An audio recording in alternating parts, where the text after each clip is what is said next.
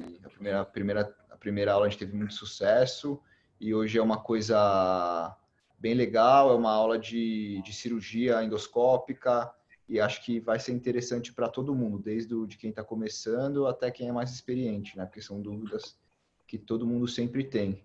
E com aí personalidades aí da rinologia brasileira, né? Então, doutor Leonardo, acho que todo mundo aí dispensa apresentações, mas o Léo, que trabalha na Escola Paulista, no grupo de rinologia, né? E trabalha com o doutor Aldo, o Miguel, que trabalha na Policlínicas do Rio de Janeiro, o Dr. Marcos de João Pessoa, do Hospital Nossa Senhora das Neves, e o Dr. Marcos César de Curitiba, que trabalha no IPO e Hospital Cajuru. Então é uma honra apresentar vocês e o Dr. Leonardo aí vai apresentar alguns casos para vocês discutirem. Gostaria de falar também que quem quiser fazer pergunta faz no Q&A, no QIA, tá? E deixar o chat para comentários, enfim, para coisas, não para perguntas. As perguntas deixem no QIA, porque fica um pouco mais fácil para a gente administrar isso. Quem quiser fazer pergunta, fica à vontade. Léo. Muito bem, pessoal. Primeiro, boa noite a todos. É um prazer estar com esses amigos, que a gente está sempre junto. Agora não consegue estar tão junto, mas pelo menos essas ferramentas deixam a gente mais próximo, né? São amigos de verdade que a Otorrino nos deu. Então, nós estamos em casa hoje. Eu acho que vai ser legal, porque justamente todo mundo tem liberdade com todo mundo e a gente vai poder discutir bastante condutas do dia a dia, especialmente condutas cirúrgicas, em diferentes locais do Brasil aí, né? E isso eu acho muito legal. Então, a discussão, primeiro, parabenizar o grupo da Fundação por essa ideia e pela organização também, que é fantástico, e agradecer, em nome do nosso serviço também, de poder participar. Pois bem, aqui, como o Alex mostrou, tá os nossos debatedores, e a gente vai começar com alguns casos, né, de dia a dia. Nós vamos tentar, numa crescente, discutindo casos. Então, como a gente quer casos do dia a dia, não pode faltar aquele paciente de 33 anos, nesse caso número 1, com uma queixa clássica que chega para a gente de obstrução nasal crônica, né, que ele se alterna, geralmente é bilateral, uma hora de um lado, de hora do outro, piora quando ele deita. Algumas noites ele precisa usar o descongestionante, né? Uma história clássica, sintomas alérgicos nasais leves. Olha, doutor, eu já usei o corticoide, melhora, mas depois piora e eu nunca estou bem. Então, meu nariz sempre me incomoda.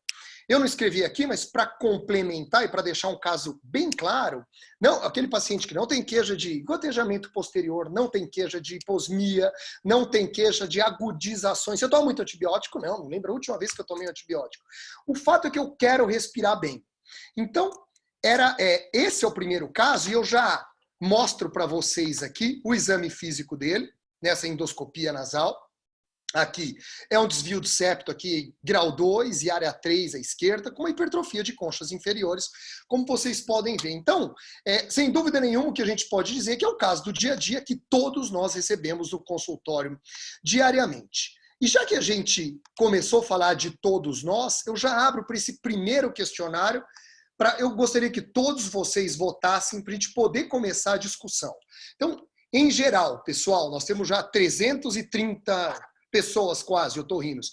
Você solicita tomo de seios paranasais para um caso desse, onde você fez uma história detalhada, em que você vê que a queixa é puramente de hipertrofia de concha e desvio de septo. E você está na tua cabeça, indiquei a cirurgia, olha, você precisa operar o nariz.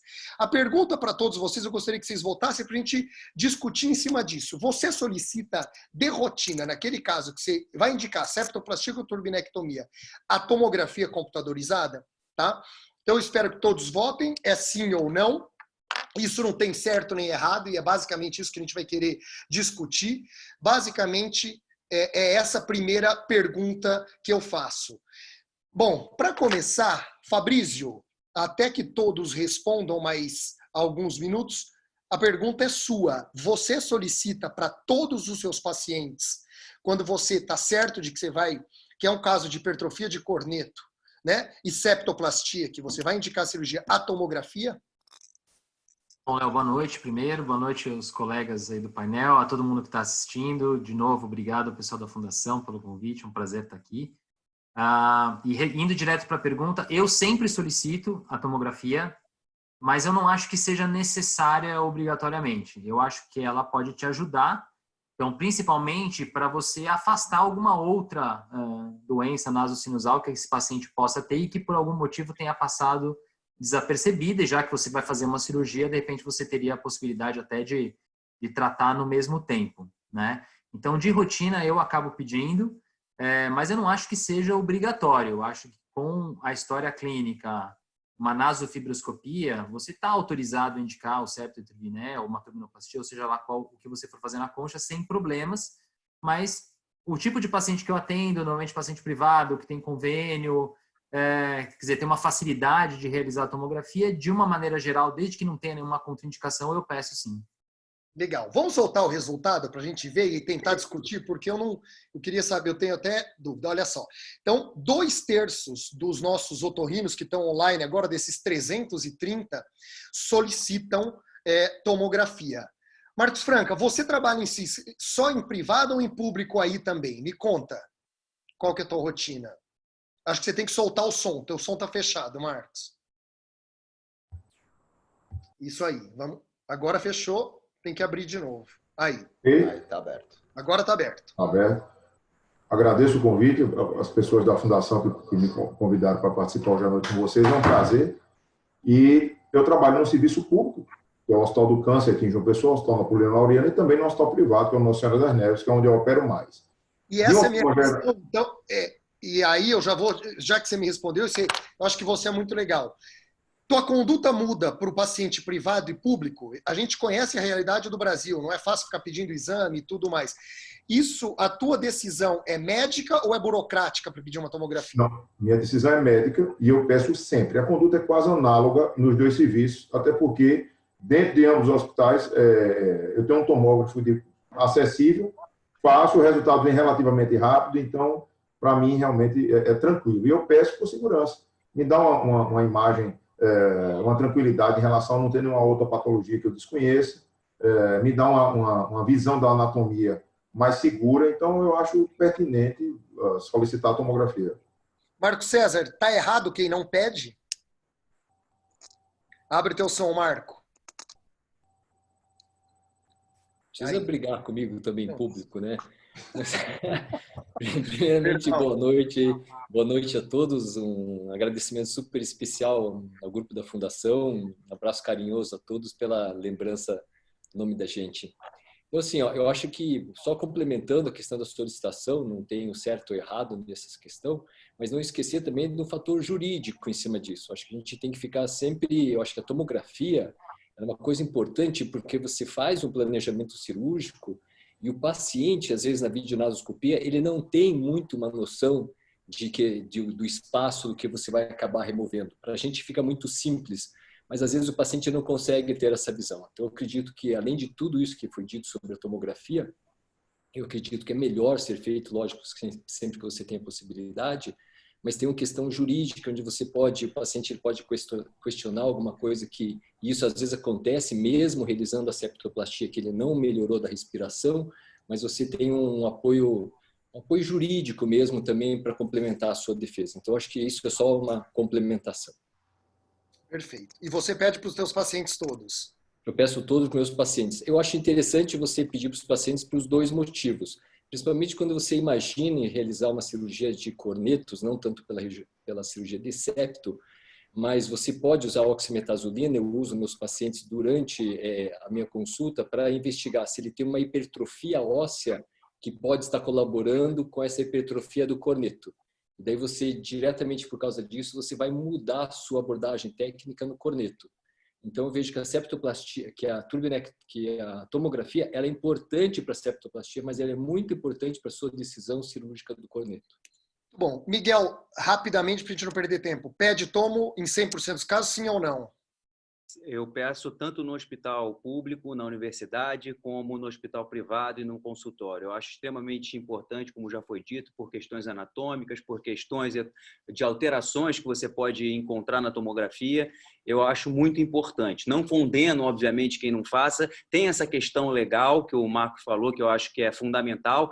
Mas, além disso, Léo, é importante também falar que a gente tem muito residente nos acompanhando, que a tomografia não necessariamente ela é para diagnóstico do desvio septal.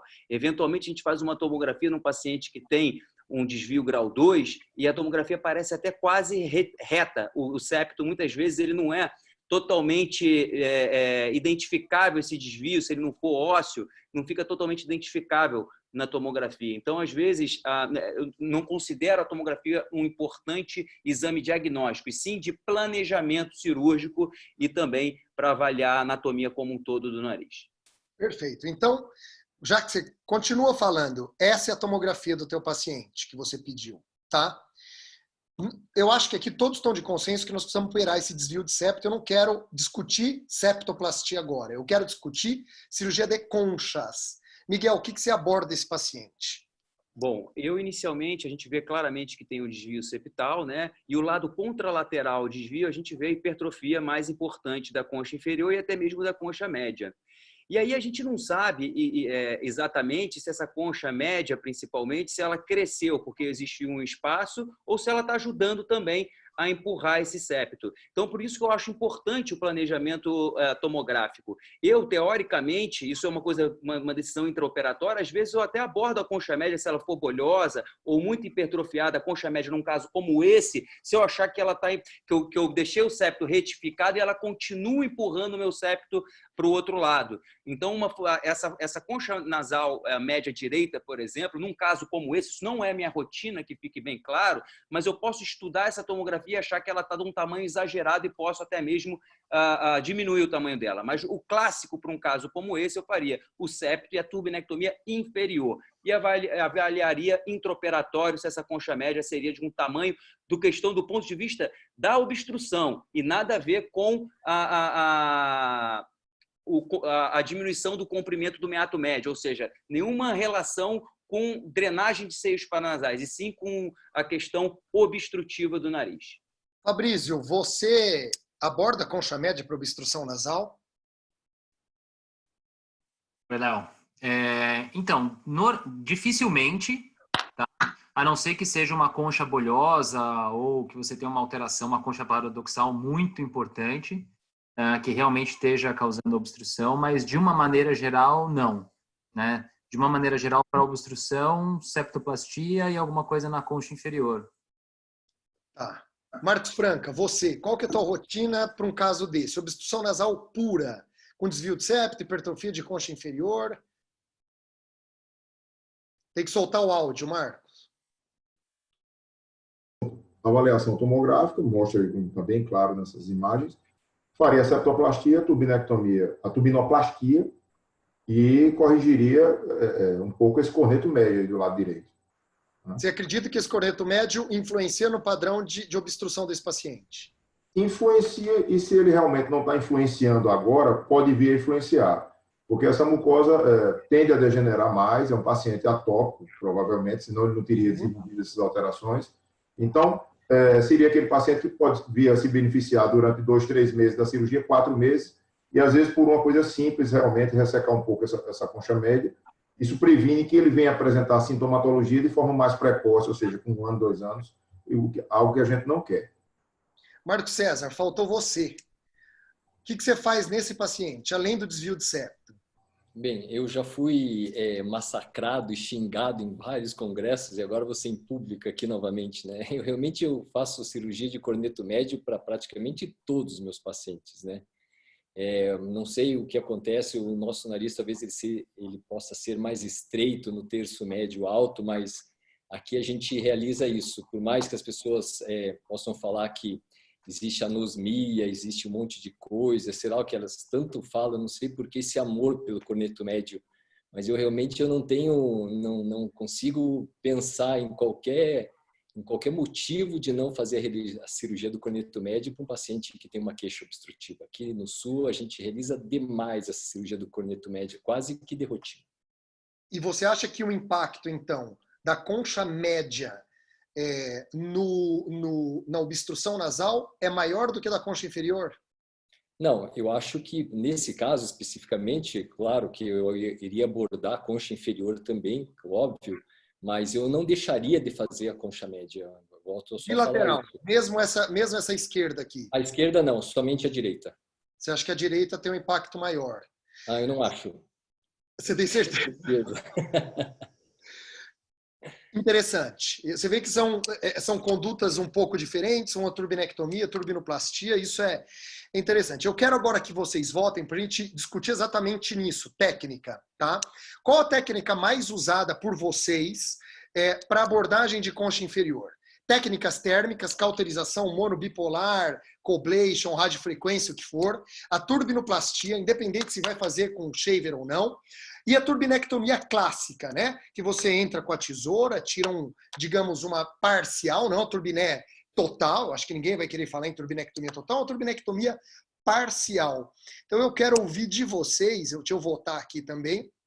Eu já votei, para a gente saber mais ou menos o que os nossos colegas acabam fazendo. Vamos voltar então, Marco, vamos de trás para frente. Para a concha inferior, qual a técnica mais usada aí no teu serviço? Então, aquilo que a gente comentou sobre a tomografia, se você tem uma parte óssea, você, claro, vai fazer uma turbinoplastia mais para remoção óssea mesmo, mas para a concha inferior, eu realizaria a turbinectomia mesmo, mas não do lado septal do corneto, né? Eu trabalharia, lógico, com uma turbinoplastia, com uma ressecção de mucosa, mas do lado meatal, daí do meato inferior do corneto inferior. Perfeito. Acho que podem soltar, a gente já vai discutindo. Miguel, pode soltar o áudio, Miguel. E a votação acho que podem soltar também. Eu acho que independente se você usa o shaver ou não, e aí quando eu uso muito o shaver, mas eu acho que é importante você fazer um corte inferior na concha, é o que eu faço normalmente. Esse aspecto ósseo é muito importante, como o Marco falou, porque quando existe um osso mais denso, você consegue dissecar melhor esse osso, mas eu gosto de fazer um corte inferior e meatal, para que a gente tenha acesso a esse osso. Pode ser com shaver ou pode ser com uma tesoura de turbinectomia mesmo. Descolo esse osso e tiro a parte óssea e meatal da mucosa do corneto. E a gente sempre chama a atenção que o mais importante é sempre o que fica e não o que você retira. Sempre tomar cuidado quando você está cortando, para cortar o mínimo possível, digamos assim. Porque se você cortar demais, fica difícil, você não tem mais o que fazer para repor novamente. Você consegue tirar o excesso. Então, por isso que eu gosto também do shaver depois, para me dar o acabamento final. E tem que tomar muito cuidado com o shaver nesse sentido. Porque se for uma concha muito grande, um corneto inferior muito grande, se você entrar com um shaver reto, que não é o de turbinectomia é um pouco mais fino, o que ajuda bastante. O shaver clássico de sinusectomia reto, ele aspira muito e corta muito. Então, você tem que tomar um pouco de cuidado para você não acabar tirando em excesso essa mucosa. Então, eu acho que independente do material que você utiliza, o importante é você sempre estar atento ao que fica. Mas o que a gente faz normalmente é uma turbinoplastia com ou sem o shaver. Marcos Franca, você falou em turbinoplastia. A técnica é essa que o Miguel falou? Você usa shaver ou não? Não uso shaver. Faço a turbinoplastia. Trabalho sempre na face meatal. Essa parte óssea é importante, tem que ser considerado. Um pequeno artifício que eu uso muito bisturi bipolar. Eu gosto demais do bipolar. Então, faço hemostasia com bipolar. E, às vezes, para não ficar aquela mucosa cruenta, eu suturo o corneto, dou 2 ou 3 pontinhos com Vicryl. Com Vicryl não, com monocryl. Então, mantém a mucosa bem aproximada, evita a formação de crostas, que a gente viu muita crosta, por exemplo, na cauterização simples, ou até no passado que se usava muito monopolar ou bipolar, muita crosta. Então, eu faço a turbinoplastia e faço uma suturazinha com 2 ou 3 pontinhos de monocryl. Perfeito. Eu acho que legal que está todo mundo mais ou menos essa ideia de tentar, apesar de 60% aí, fazer a turbinectomia clássica. Fabrício, olhando essa tomo de novo, não é incomum a gente encontrar um bloqueiozinho do complexo osteomeatal do infundíbulo bilateral, apesar desse paciente não ter queixa, não ter dor de pressão, não ter pressão facial, gotejamento. Qual a sua conduta em relação a esse achado tomográfico? Legal. Bom, só para destoar um pouco, eu faço turbinectomia, acho que eu sou o único da mesa aqui. Eu tentei as técnicas de turbinoplastia e, sinceramente, o meu resultado final eu não vejo grande diferença. Então, eu continuo fazendo turbinectomia clássica mesmo. Em relação a esse achado de exame, com o paciente que não tem absolutamente nenhuma queixa sinusal, né, ele tem uma queixa obstrutiva, e acho que essa própria obstrução nasal, ela pode contribuir, de repente, para alguma dificuldade de drenagem, e aí, de repente, até explicar um pouco esse espessamento aí. Eu, a princípio, não abordo se o paciente não tem uma clínica, se ele não tem queixa sinusal, e eu acho que, na maioria das vezes, você fazer a septoplastia, melhorar a aeração aí do nariz de uma forma geral, acaba melhorando esse espessamento também. E a gente tem que lembrar que o seio paranasal ele tem funções, né?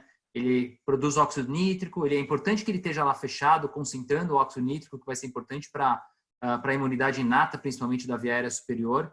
Então, assim, eu acho que abrir simplesmente um seio paranasal que está lá quieto, eu acho que você vai acabar fazendo mais mal. Pode ser que não aconteça nada, mas também você não vai melhorar nada se o paciente não tem nenhuma queixa. Então, eu, a princípio, nesse caso, não abordaria.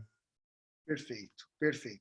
Aqui só para mostrar, né, um exemplo de uma turbinoplastia, eu acho que é mais ou menos o que todo mundo tende a fazer, um flap medial, né, independente se você vai usar shaver ou não, então você resseca a porção mucosa, né, e eu acho muito interessante isso, é identificar o ramo arterial, né, então a gente consegue aqui, identifica a artériazinha e cauteriza, o que a gente tem feito é basicamente isso, fazer uma cauterização só dessa artéria, né, evitando queimar muito, evitar muito osso exposto. E fazer esse retalho, dobrar sobre ele mesmo, né?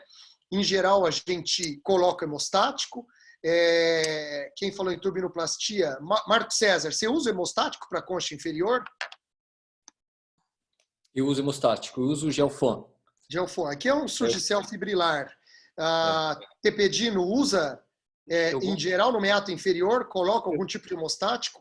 Eu gosto muito da carboximetilcelulose, eu transformo ela como se fosse uma pomada, um gel, e coloco no retalhozinho. Outra coisa que eu queria chamar rapidamente a atenção, Léo, na tomografia, se você puder botar, depois que você acabar aí, é o ângulo de inserção do osso da concha inferior na parede lateral. É muito interessante isso, porque se você não fizer uma fratura também, provavelmente nesse osso, você continua com o ângulo muito aberto. Então, é importante você, além de fazer esses cortes, você fazer uma fratura nesse osso da parede lateral. Eu acho que isso é muito importante, a gente faz também de rotina. Bacana. Bom, só para finalizar esse caso, né, a gente coloca o hemostático e aqui mostra uma endoscopia do paciente com 7 dias. O hemostático não está lá, existe um edema desse flap, mas basicamente a gente não tem crosta, né? Então eu acho que a tendência da gente falar em turbinoplastia é evitar a área cruenta. Então você tem menos osso e menos queimadura, digamos assim, uma vez que você é pontual na tua queimadura. E depois de 14 dias, o mesmo caso, olha só, a gente percebe aqui, o vídeo não está muito bom, mas a gente percebe como aquele edema que a gente tinha diminuiu e praticamente com 2 semanas a gente não tem mais tanta área cruenta. Esse paciente acho que fez adenoide também, por isso que tem a cicatriz. Muito bem, pessoal, eu acho que a gente está dentro do tempo, né? Para não perder, a gente preparou 5 casos. Já vamos, então, para esse segundo caso. Bom, o segundo caso é uma paciente de 62 anos, uma história de pressão facial à direita, um masculino, né? Gotejamento posterior, muita secreção há mais de 1 ano. Ele fala que já fez vários ciclos de antibiótico, né? E que essa sinusite ele já operou. Falou, doutor, eu tenho sinusite, eu já operei há 6 meses. Mas não melhorou. Eu continuo com esse quadro dessa sinusite que eu tenho há mais de 1 ano aí as queixas. Pois bem, vamos começar. Marcos Franca, você quer comentar essa tomografia? Acho interessante, até obrigado pelo espaço. Veja bem, patologia totalmente unilateral, né?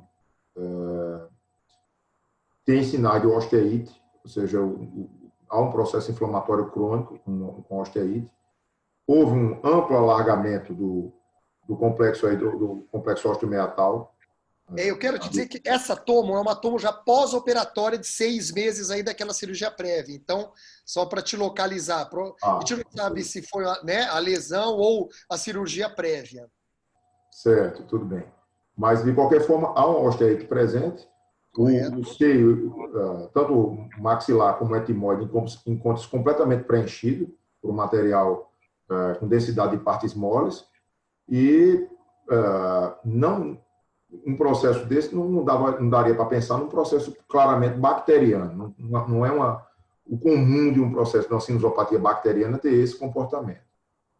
Então, assim, não tem os artefatos clássicos que a gente vê na tomografia quando tem bola fúngica ou sinusopatia fúngica. Talvez aqui tem um pouco de calcificação, né? A gente pouco de calcificação, exatamente. Mas não tem aquelas calcificações clássicas, bem visíveis, que a gente vê, até com aspecto que lembra metálico nos pacientes com fungo. Então, assim, a sinusite fúngica é uma hipótese diagnóstica a considerar, e realmente você me citou que já tinha sido operado anteriormente, tem um alargamento importante do complexo osteomiatal, não é como se tivesse feito uma antrostomia bem ampla previamente. Entendeu? Fabrício, essa é a endoscopia do paciente, ele chegou desse jeito, olha só. Concha média, fossa nasal direita, septo, a gente entra com o endoscópio dentro desse meato médio, o meato médio já abordado, e a gente vê essa lesão aqui, né, com um quadro com bastante secreção. Você quer comentar para mim esse achado endoscópico associado à tomografia?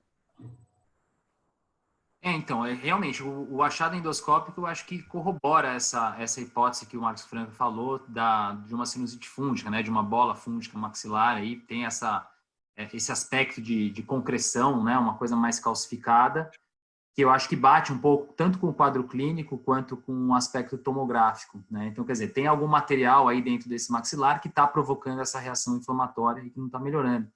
E mostra também por que a primeira cirurgia provavelmente não deu certo, né? Porque nesses casos de fungo, a gente vê que simplesmente você abrir e aerar o seio não resolve se você não retirar todo o material fúngico de dentro, porque dificilmente o batimento ciliar desse paciente vai ser suficiente para transportar esse material todo para fora, mesmo que ele lave bastante e tudo mais. Então, para esses casos de sinusite fúngica, acho que o principal ponto aí que você tem que tomar muita atenção é ter certeza que você tirou todo o material de dentro do seio. E principalmente quando você tem um maxilar muito aerado, isso é difícil às vezes, né? Se você não usar uma angulada e não fizer uma abertura grande, você muitas vezes não consegue ver todos os cantos ali do maxilar. Calma que nós vamos discutir isso, mas era isso que eu queria ouvir de você, que é nisso. E dentro desse quadro, Miguel, com a hipótese de digamos, uma bola fúngica recidivada, você pede ressonância para confirmar? Não, eu acho que você mostrou bem ali o quadro muito característico da calcificação, por mais que não seja muito grande, muito extensa, mas existe uma calcificação do seio, existe aí também essa concreção que é muito característica de fungos. Os achados tomográficos também, especialmente a osteite no seio maxilar, vocês podem ver que o seio maxilar, o osso está muito espesso, isso fala muito a favor de um processo crônico, longo, já de muitos anos, provavelmente. Então, eu acho que a tomografia é o suficiente para a gente indicar a cirurgia. Acho que todo mundo de acordo. Marcos, Franca, você está de acordo em indicar essa cirurgia? Você colocaria um patologista na tua sala com medo de ser um tumor e na hora você fala, pô, vou precisar de um patologista? Ou você acha que nesse caso você liberaria o teu patologista? Pergunta interessante e difícil, certo? Colocaria, por incrível que pareça, eu talvez colocasse um patologista na sala. Apesar de ser uma sinusite fúngica com indícios, mas ela tem uma osteite, é meio nebulosa a imagem, não é clássica de fungo. Correto. Foi feita uma antrostomia até o limite do ducto nasolacrimal, no corte anterior, mostra aí, no corte axial, dá para ver claramente. Então, uma antrostomia muito ampla e tudo bem, pode ser fungo. Mas algumas patologias não benignas, até o pré-malignas, como o papiloma disseminado e o papiloma invertido, vem associado com fungo. Então, eu não queria ter a desagradável surpresa de encontrar uma lesão sem estar com o patologista na sala, nesse caso específico, que é bem atípico, lesão unilateral, é um pouquinho diferente. Então, eu poder estar com o patologista seria interessante. Doutor Marcos César, você operaria esse paciente com anestesia local e sedação, como é a rotina do seu serviço? Operaria. Acho que não vejo o menor problema de fazer esse tipo de procedimento de seio maxilar. Lógico, sendo um paciente que coopere, não sendo uma criança, eu faria com certeza anestesia local com sedação nesse paciente.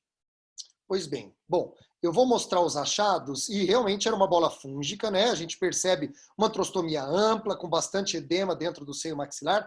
E aqui vem aquela que é essa grande discussão que eu quero ter com vocês, né? A gente apanha muitas vezes para tirar essa bola fúngica.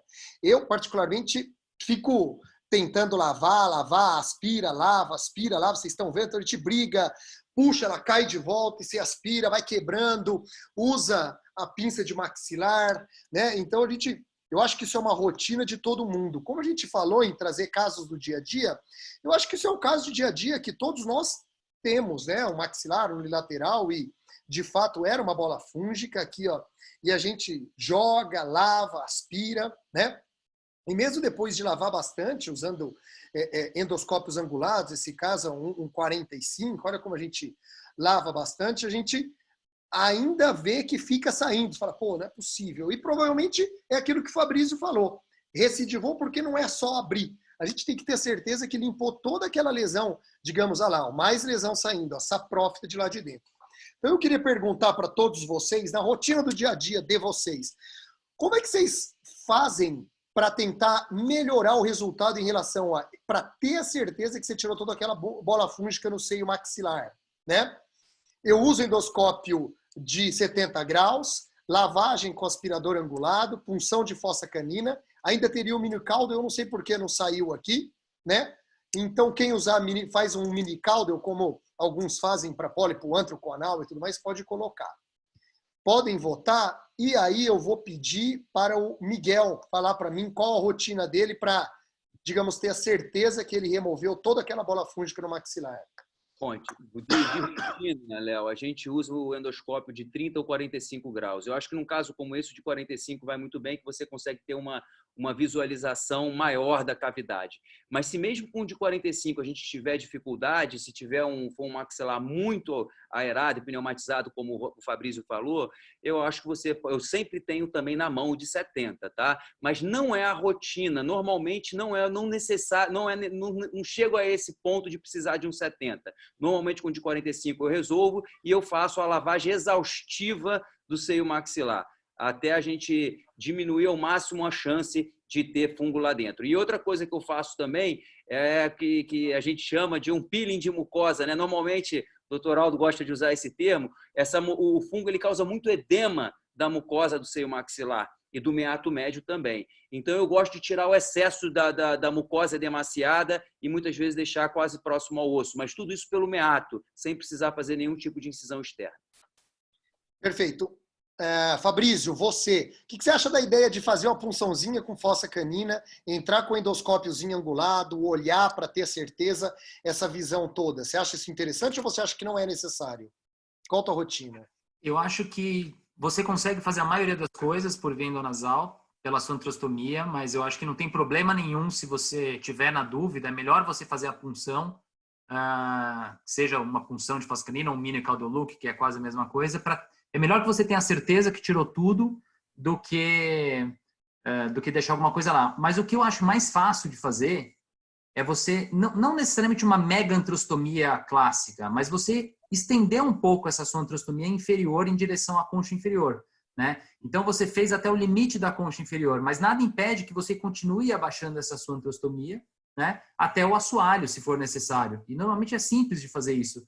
Você pode tirar o terço médio da concha inferior, mantendo a cauda e a cabeça, e fica mais fácil. Ou você pode até fazer simplesmente entre a concha inferior e a parede do maxilar, né? Ele continua ancorado anterior e posteriormente, e você vai abaixando ali a sua antrostomia até a hora que você estiver satisfeito que você está conseguindo acessar todas as paredes do seio maxilar. Agora, se você fez tudo isso e não conseguiu, aí eu acho que a punção da fossa canina poderia ser usada sim. Eu acho que a gente pode soltar os resultados para ter uma ideia, e aí eu vou pedir para o Marco César, porque tentar falar com a gente aqui qual a rotina dele. Olha, endoscópio de 70 graus, tá pau a pau aí com lavagem com aspirador angulado. Marco, eu já vi você falar que você tenta evitar grandes lavagens com soro durante a tua cirurgia, independente do que for, né? Porque o teu paciente está sedado, ele não está entubado, a via aérea não está tão protegida quanto um tubo. Então, eu acredito que tua resposta não seja a lavagem com aspirador angulado, né? E o que você propõe nesse caso? Se eu fizer essa lavagem que você fez, eu vou afogar o paciente, né? Então, sem menor chance de fazer isso, né? Então, o que eu faço duas coisas.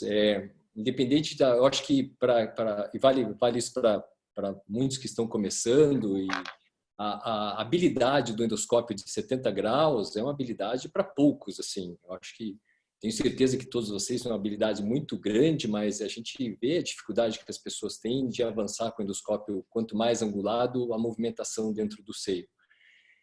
De rotina, eu passo cotonoides, então eu deixo os cotonoides encharcados com adrenalina, 1/4000, eu encho de cotonoide esse seio maxilar e eu fico rodando os cotonoides dentro do seio maxilar. E eu uso somente ótica de 30, eu não tenho essa variação de ótica aqui no meu consultório, na minha cirurgia, na minha realidade, e eu sempre faço uma meatotomia inferior, é rotina para mim. Acho que a meatotomia inferior é um procedimento que a gente faz muito aqui no serviço, e é um procedimento muito rápido, muito simples, e como você faz imediatamente após a identificação da emergência do ducto lacrimal, você pega toda a parede anterior e todo o assoalho do seio maxilar. Então, eu fico rodando o cotonoide com o aspirador curvo e fico com a visualização pelo meato inferior que eu faço essa incisão. É um procedimento muito simples. E ainda você mais volta essa parede, digamos, parede média do seio maxilar, ou você resseca ela? Então, você fala na meatotomia inferior? Você faz o meato inferior e não toca na concha média. Eu faço uma fratura do corneto inferior, eu faço uma incisão no meato inferior, eu entro com um freer e eu empurro essa mucosa, eu ganho um espaço para eu poder entrar com o endoscópio pelo meato inferior. É um procedimento muito simples, todos vocês E fazem depois muito ele isso. fecha, cicatriza. Você não tem Ele preocupação fecha se a fica cicatriz. aberto. Muitas vezes as pessoas falam de questão de recirculação, isso não existe, porque recirculação é um problema mucociliar de meato médio, então não tem isso, e esse flap que foi feito, eu só acomodo ele de novo, eu nunca tive problema. Então, basicamente, eu faço isso, eu faço remoção com cotonoide, eu jogo 10, 20 cotonoides dentro de seio maxilar, eu vou passando os cotonoides e fico fazendo a visualização pelo meato inferior. Então, quer dizer, como você não tem o endoscópio de 70, você entra com o 30 no inferior e isso te deixa. Miguel, você publicou na revista agora, né, na International Archives, um artigo muito interessante sobre uma técnica que é o reversible, eu preciso falar certinho porque eu sou coautor também, endoscopic medial maxillectomy. Pré-lacrimal, você faz uma abertura, rebate essa parede junto com a via lacrimal, entra, aborda todo o seio maxilar. Você indicaria num caso desse ou você acha que é muito agressivo para uma bola fúngica? Na verdade, nós publicamos, né? Não eu publiquei, mas eu acho ela muito interessante para, principalmente, se a gente falar em tumores ou lesões que você tem uma dificuldade. Não acho nenhum absurdo também se eu tivesse uma dificuldade de visualização antes de fazer. Como o Fabrício falou, gente, não tem problema nenhum fazer um mini caldo ou fazer uma... O que o Marcos faz, que é um flap inferior, vamos dizer que é quase o mesmo pensamento que nós temos, só que nós retiramos o osso por inteiro e repomos esse osso por inteiro também. Então, assim, fisiologicamente, a gente acredita que o seio continua funcionando de uma forma normal e natural no pós-operatório. Mas eu acho que todas as outras possibilidades são bastante eficazes e pensaria numa abordagem como essa que você falou, Léo, das maxilectomias, especialmente essa, quando a gente tem uma inserção mais anterior de uma doença ou lateral, não necessariamente uma doença que você precisa só lavar e removê-la por inteiro.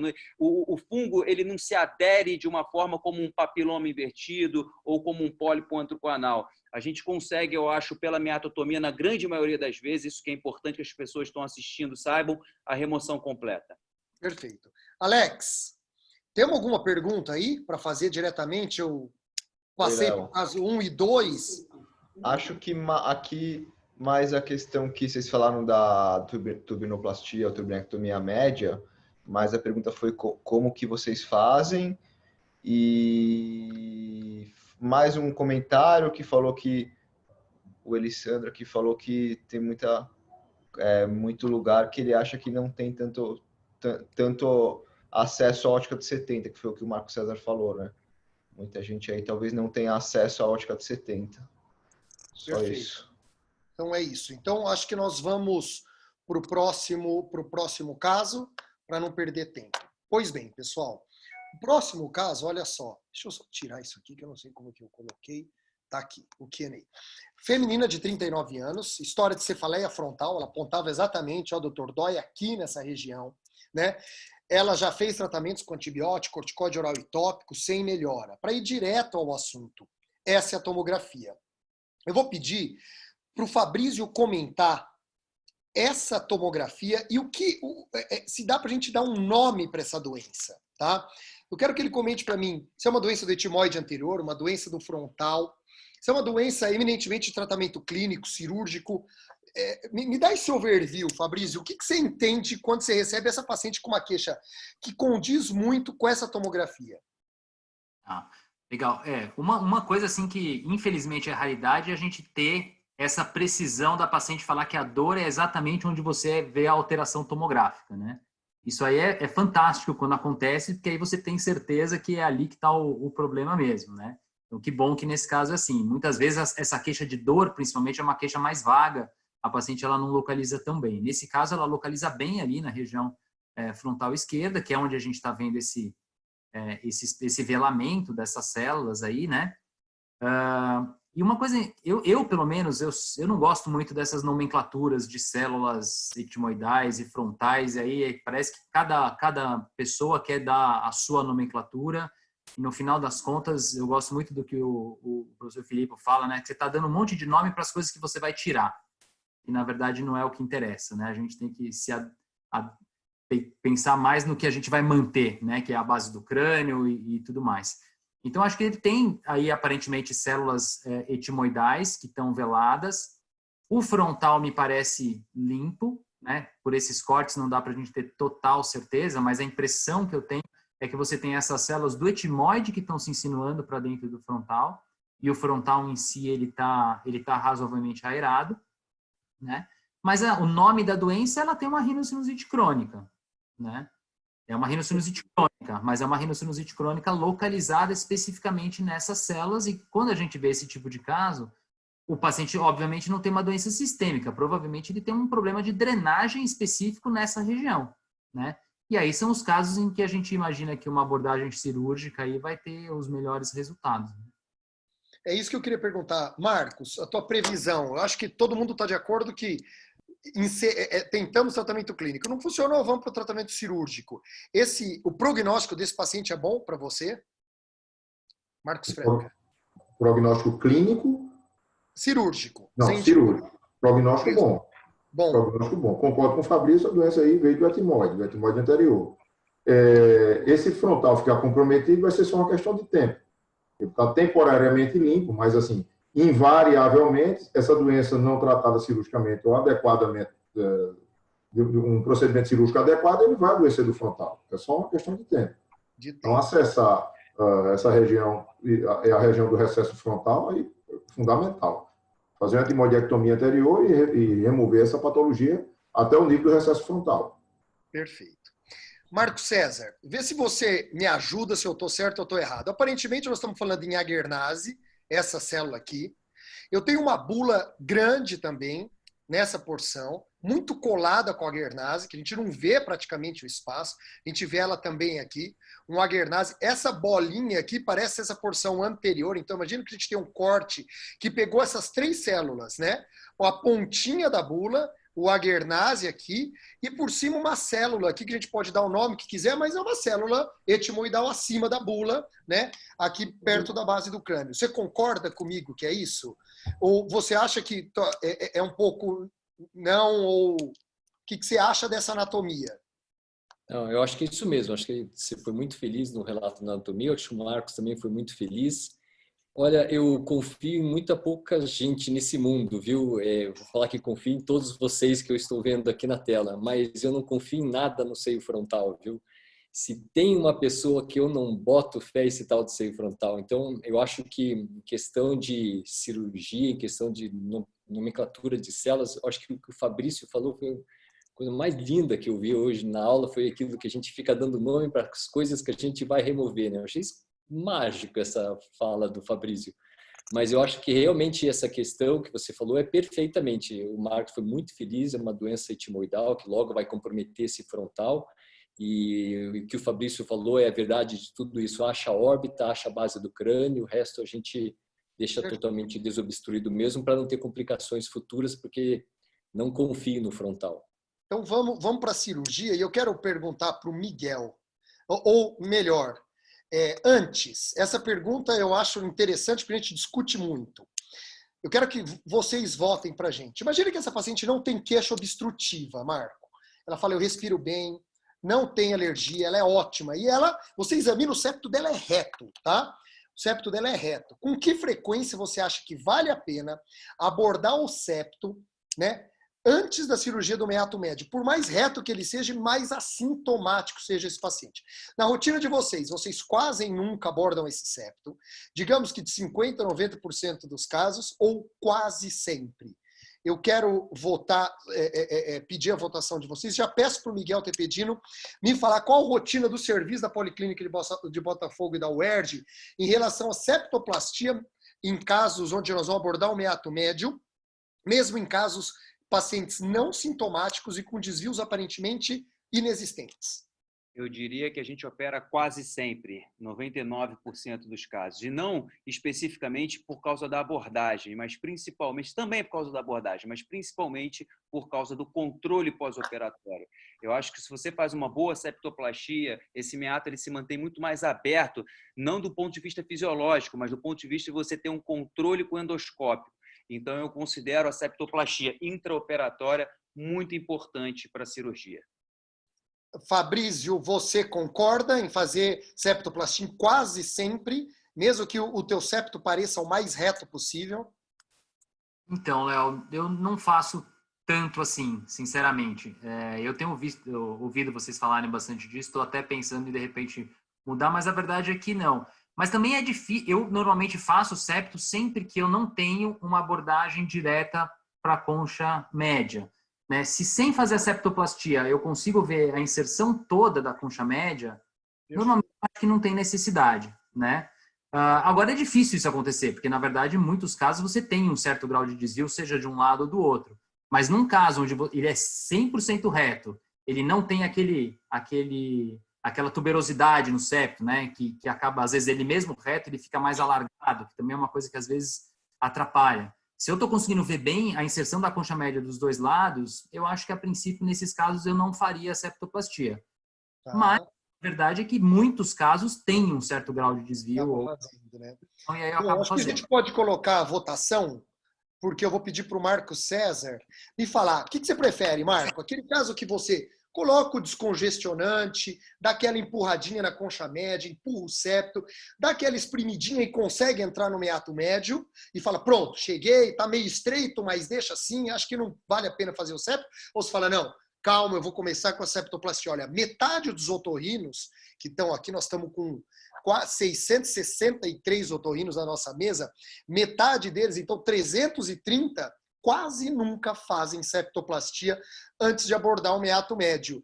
E um quarto, na metade dos casos, digamos assim, e quase sempre um quarto. E você? Bem, eu vou te falar assim, ó, primeiro você falou empurradinha em corneto médio, eu arranco ele, né? Eu não tenho empurradinha em corneto médio, né? Volto ao começo da minha aula, né? Mas eu faço septoplastia para praticamente todos os meus pacientes, para essas abordagens, por dois motivos. Acho que Miguel foi muito feliz em falar que a questão do pós-operatório do paciente. O pós-operatório tem a questão do tubérculo, que é Zunker-Kendall, que eu nunca sei falar direito o nome desse tubérculo aí, porque às vezes ele faz um espessamento justamente na porção alta do septo que você não consegue visualizar depois no pós-operatório, que às vezes ele não tem um desvio de septo, mas ele tem esse tubérculo que fica mais espesso e dificulta a limpeza dessa região e do seio frontal. Lembra que eu te falei, eu não confio no seio frontal em absolutamente nada. Então, além de eu adorar fazer septoplastia, é disparada a cirurgia que eu mais gosto de fazer, a septoplastia, que mais me dá prazer. Então, eu faço para todos os pacientes com remoção do corneto médio também. Marcos França, para finalizar, faz o septo a maioria, sim ou não? Na maioria. Na maioria quase absoluta. A maioria faz o septo. Legal, você vê que metade dos nós não faz, talvez a gente isso acabe mudando. Eu quando estou moderando, não gosto de dar muita opinião, estou tentando ficar bem de fora, mas o nosso serviço a gente tende a fazer, desde a Escola Paulista de Medicina, com o Makoto, ele pegava no pé, então a gente começava a cirurgia assim, R2, já faz o septo. Ele nem perguntava, e depois o R3 vai operar o meato médio. E eu acho que o ganho é muito importante. Eu não gosto de dar opinião e não tá, né? Mas eu gosto de fazer, então eu não vou ficar falando muito. Pois bem, agora eu quero voltar para todos vocês, vamos falar de abordagem de seio frontal. Em geral, pessoal, vocês, do serviço de vocês, não estou falando começar a cirurgia com osfectomia, a hora que você está olhando para aquele recesso frontal, qual endoscópio vocês operam de rotina, né? O seio frontal. Marco César, eu vou te deixar por último, tá? Então podem votar. E eu quero ouvir do Fabrício. Tua rotina, Fabrício, claro que eu falo assim, todos, né? Ou eu quero um multiangular, como esse endocamalion, que vai de 15 a 90. Isso seria, né, o que todos gostaríamos de operar para poder, né? Eu vou mexendo e ele vai funcionando. Mas a gente sabe que a realidade não é essa. Pelo menos para mim não é. Fabrício, tua rotina em endoscópio para cirurgia de seio frontal? Então, para cirurgia de seio frontal normal, né, que vai fazer um draft 2A, que é o que a gente acaba fazendo mais, eu uso de 45. Eu acho que o de 45 é o que dá uma angulação boa, ao mesmo tempo te permite um manejo do instrumental bom ainda também, né? Mas eu vou te falar que eu tenho deixado um de 70 na sala, e tem vários momentos que o de 70 ajuda, né? Então, assim, eu vi que várias pessoas comentaram, putz, a gente não tem ótica de 70, né? Então, assim, eu vou te falar que cada vez mais eu tô contando com o de 70 ali, nem que seja para uma coisa mais pontual, para dar uma olhada em algum da cirurgia. Eu faço a maior parte com o de 45, mas eu acho que vale a pena ter o de 70. Então, o Marco César, acho que ele podia dar uma investidinha aí, Marco. Acho que você vai gostar de uma ótica. Calma, nós vamos chegar nele. Alguém vai ter que, né? Nós vamos ter que bater um pouco no Marco aqui. Vamos soltar a resposta, pessoal, para ver o que a maioria dos nossos otorrinos fazem? Pode soltar. E aí eu vou pedir para o Marcos Franca. Marcos, olha, se a gente pensar 0 graus, 4% votou. O Marcos César e mais 4 pessoas, né? Então é a nossa casuística aqui. 70 graus, 8%, não é tanto. Agora, ficou pau a pau, 30 e 45 graus. Você, Marcos Franca, tua rotina? Minha rotina para operar frontal 45 graus. Certo? O 30 graus, para abordagem inicial, para você identificar as estruturas, até que vai.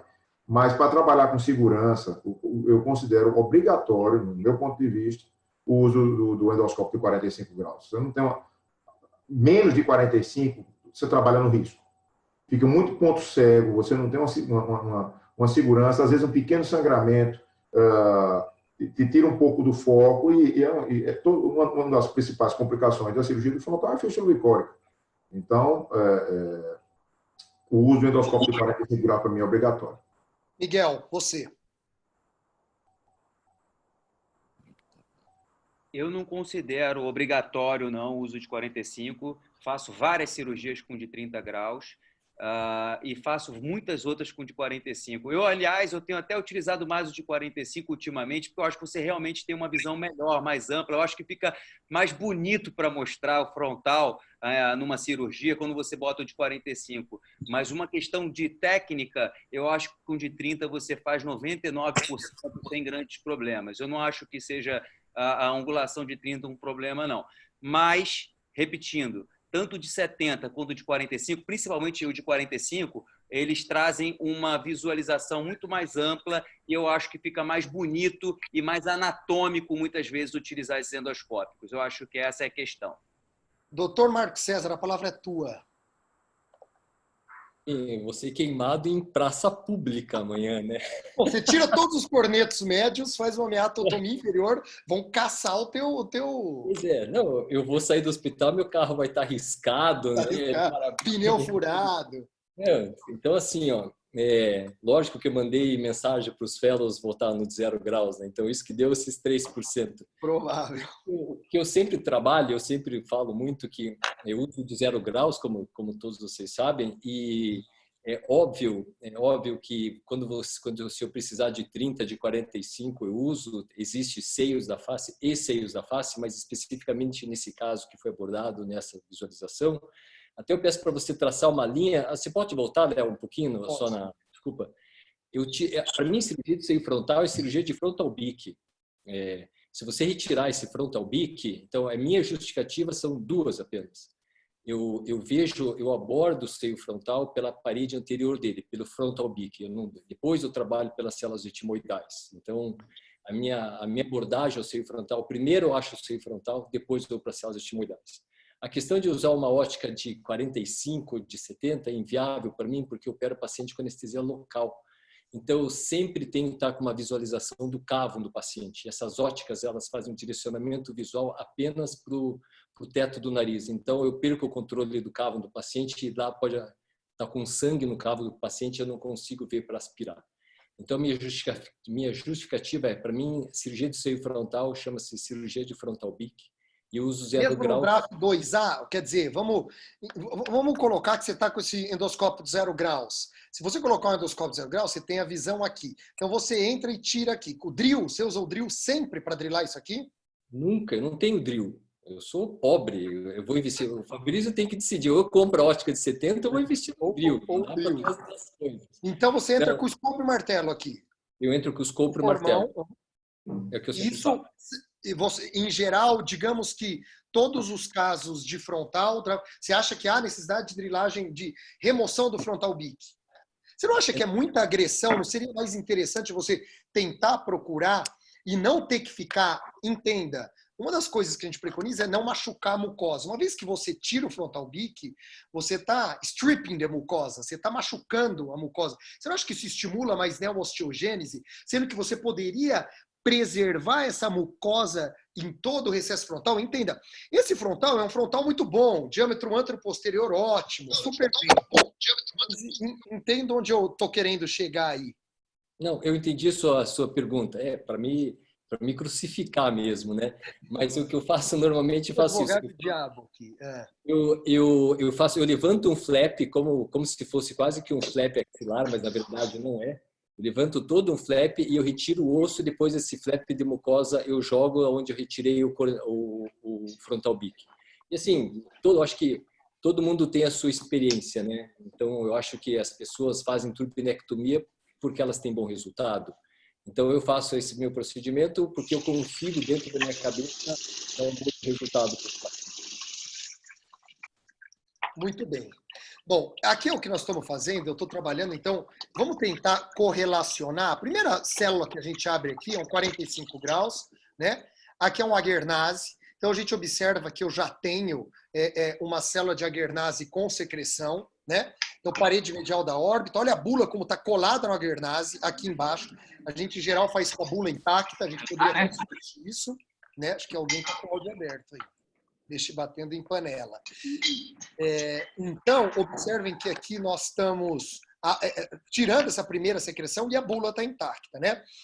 Nesse momento, a gente entra um pouco mais alto, posterior aqui, esse Aguernase que vai lá para cima. E a busca da base do crânio, eu acho aparentemente necessária e te ajuda muito. Observe como a própria coloração te mostra que eu não estou na base do crânio nessa porção. Eu ainda estou trabalhando dentro do Aguernase. Como eu tenho uma bula muito grande, né, e ela era muito colada com essa célula de Aguernase, olha, está aqui a célula de Aguernase aberta e a bula praticamente grudada nela. A gente vai procurar a base do crânio pela bula, para ganhar esse espaço. E aí sim ela ajuda a gente, deixa eu passar um pouco para frente para não perder tempo. Ajuda a gente a chegar na base do crânio e aqui está, de fato, a base do crânio. A gente percebe nessa porção. Agora, eu entro por cima e caio nessa última célula com secreção ainda aqui. Olha que interessante. E aqui eu estou trabalhando com 45 e eu estou sofrendo muito, Marco. Eu preciso ir aí para aprender a trabalhar com 0, porque eu não acho... por mais que você fale que vai tirar esse frontal beak, a gente consegue chegar nessa porção, né? Nessa porção aqui. Eu acho que essa discussão é fantástica, né? E observem que agora sim eu estou tirando essa última célula lá em cima, que é essa célula nessa posição. E eu vou parar o vídeo nessa porção, tirei a célula e vou parar o vídeo agora aqui. Então eu tenho a parede medial da órbita, base do crânio, concha média. Se a gente olhar a coloração da base do crânio, não sei se vocês conseguem ver, ela é branca, nacarada aqui. Isso aqui muda de cor. Eu estou falando dessa célula. Marcos Franca, você acha que vale a pena eu abrir essa célula, mesmo que eu não tenha doença no frontal? Aqui a gente reconhece e faz essa correlação. Eu estou trabalhando dentro de uma célula supra-Ager. Você acha que é necessário ou nós vamos trabalhar só em cima da doença? Eu não vou para o frontal. Qual que é a tua conduta nesse momento? Minha conduta, eu iria para o frontal. Você acha que a gente tem que continuar aqui, e continuar e ir até o frontal para chegar e abrir, mesmo que não ache a doença? Fabrício, você concorda comigo nesse momento, depois de tirar todas as células doentes, você acha que a gente tem que chegar aqui, nessa porção, e, digamos, furar para ir para o frontal? Eu entendo a sua dúvida, porque é isso, você tem um frontal a princípio normal, ou seja, se ele está normal, ele tem uma drenagem, né? Sim, em algum momento ele está ventilando e drenando. Está ventilando. Vale a pena a gente expandir lá para dentro? Ou seja, nós estamos aqui dentro, né? Aqui no sagital dá para ver. Furar e comunicar. O Marco acha que é uma questão de tempo para esse frontal fechar. Acho que o Marco César, o Marcos Franca, ou não sei, o Fabrício falou. Vale a pena? E então você iria? O Marcos Franca acha que sim. E você? Então, o que eu acho aí, Léo, é assim, é que por mais delicado que você tenha sido e preservado a mucosa ao máximo, você criou, esse processo inflamatório cicatricial vai criar um edema onde você fez a cirurgia e esse frontal ele tem uma drenagem muito pequena. Então, existe uma chance de você acabar tendo uma obstrução secundária do seu frontal. Então, eu acho assim, você já abriu tudo, você está com o frontal na mão, eu acho que nesse momento seria mais seguro você terminar a cirurgia, ampliar essa drenagem do frontal, se possível, de preferência, tentar seguir a drenagem natural, porque ela existe, né? Então tentar seguir a drenagem natural do frontal e ampliar esse ósseo frontal, seguindo todos os cuidados de não tirar mucosa, de não fazer uma lesão circunferencial e tudo mais. Mas eu acho que só a cirurgia de etmose que você fez já tem uma cicatrização ali que tem um risco muito grande de fechar esse frontal. E a drenagem dele é muito estreita. Miguel, você abriria? Vocês veem que a gente acabou abrindo lá em cima, né? Aqui, então, base do cano, parede medial da órbita, concha média e incesso frontal aberto. A gente ainda tira uns espículas ósseas, né? Aqui já é etmoide posterior, então eu estou com 45, né? E a gente vai rodando até chegar lá no frontal. Agora, vocês percebem que, de fato, o frontal não tinha doença. Você abriria esse frontal, Miguel? Eu certamente abriria também. E eu não me preocupo tanto. No passado, eu me preocupava mais com essa questão de drenagem do frontal, se você vai encontrar ou não. Eu não acho isso tão importante no frontal, porque o frontal ele não tem recirculação, a drenagem é por gravidade. Então, mesmo que tenha um outro ósseo que não abriu, vai funcionar. Existem as classificações, inclusive, do Eloy hoje, que muitas vezes se abre o frontal pelo nariz e não se toca nos meatos, ou seja, expande bem o frontal por via septal, para os dois lados e não mexe no meato de nenhum dos dois lados. Então, eu acho que essa questão da drenagem, obviamente, se você encontrar, se anatomicamente for fácil de você identificar, ok. Mas se você tem mais segurança, eu teria também muito mais segurança de fazer o que você fez mais próximo da órbita, essa incisão. E a gente cai nesse espaço que é o seio frontal. Eu faria exatamente da mesma forma. Dr. Marcos César, de Curitiba. Pô, você é fogo, né? Você mostra uma cirurgia dessa maravilhosa, ninguém vai acreditar em mim, né? Não importa mais o que eu fale. Agora, sinceramente, você acha que nesse momento, quando a gente está trabalhando lá em cima no teto para abrir essa última célula, o 0 grau te daria essa possibilidade? Ou nesse caso você ia falar, olha, eu tenho um endoscópio de 45 guardado ali, pede para os fellows sair da sala e você põe ele para abrir aqui ou não? Olha, já fui chamado tanto de mentiroso em congresso que eu já estou até acostumado com isso, viu? Mas quando o pessoal vem me ver operar aqui, normalmente eles falam assim, não é que dá mesmo? Porque eu me baseio, eu monto na base do crânio e vou subindo. Boa. Então, necessariamente, eu vou achar essa célula e eu volto a falar, eu acho que a abordagem é extremamente importante, porque quando eu tiro o frontal beak, eu tenho uma visão muito maior. Que como não foi retirado o frontal beak nesse procedimento, E, aliás, a cirurgia está maravilhosa, está maravilhosa. Meus parabéns de coração. Então, eu acho que minha visão ela é um pouco maior do que essa visão que você apresentou, que está linda, está maravilhosa. Eu volto a falar, não confie no seio frontal. Ele não vai te prejudicar hoje, mas um dia ele vai. Pode ficar tranquilo, tem que abordar. E o Miguel foi feliz, por causa desse edema mesmo, vai acabar tendo problema no seio frontal. Alex, alguma questão em relação a esses casos? Eu posso ir para o caso 4, que nós temos mais 25 minutos. Eu queria mostrar os 5 casos, porque está legal a discussão aqui. Alguma pergunta, Alex? Só perguntaram em relação ao Transamin, aí se vocês utilizam de rotina no intraoperatório. Só isso. Rapidamente, Marcos tem Franca, muitas sim questões ou não? aí, mas... Transamin intraoperatório? Não. Não. Marcos César? Não. Sim ou não, Miguel? Eu não, meu anestesista sim. Ótimo, então respondeu. Fabrício Romano? Eu uso sempre o Transamin, mas nunca endovenoso. Eu acho que não justifica. Eu acho que você não tem... o risco de sangramento não é tão grande assim. Eu acho que o risco de você ter um efeito, um fenômeno trombótico é maior. Mas eu tenho usado tópico, porque o Transamin ele tem um efeito tópico muito bom. Até uma dica do André Alencar, de Fortaleza, em vez de diluir a adrenalina com xilocaína, eu tenho diluído ela com Transamin e usado. Fantástico. Para tópico, não infiltração, correto? Isso. Ô, Fabrício, desculpa, só um segundo. Como é que é essa diluição que você faz? Você meio a meio? Eu faço um para um meio a meio, do mesmo jeito. Tá, então, meio a meio, 10 ml de adrenalina, 2 ampolas de Transamin, que vai dar 10 ml também. Ele é incolor, ele não é viscoso, então você consegue fazer a aplicação dos cotinoides tópicos ali. Não sei te dizer se isso ajuda alguma coisa, mas existe evidência de que tem um efeito. Não, a última revisão de cirurgia endonasal veio falando do Transamin tópico e tudo, tem efeito, ele tem efeito, realmente tem estudos comprovando isso que você falou. Só que a gente nunca viu usar, então por isso eu nunca usei. Muito bem. Bom, pessoal, vamos para esse outro caso. 38 anos, masculino, gotejamento posterior, episódios de agudização de rinocinusite aguda, com a necessidade de uso de antibiótico e uma cirurgia nasal prévia. Miguel, você comenta para mim essa endoscopia, que o paciente no consultório, fossa nasal direita, tá? Aqui é a parede lateral e concha média. Esse é o meato médio, tá?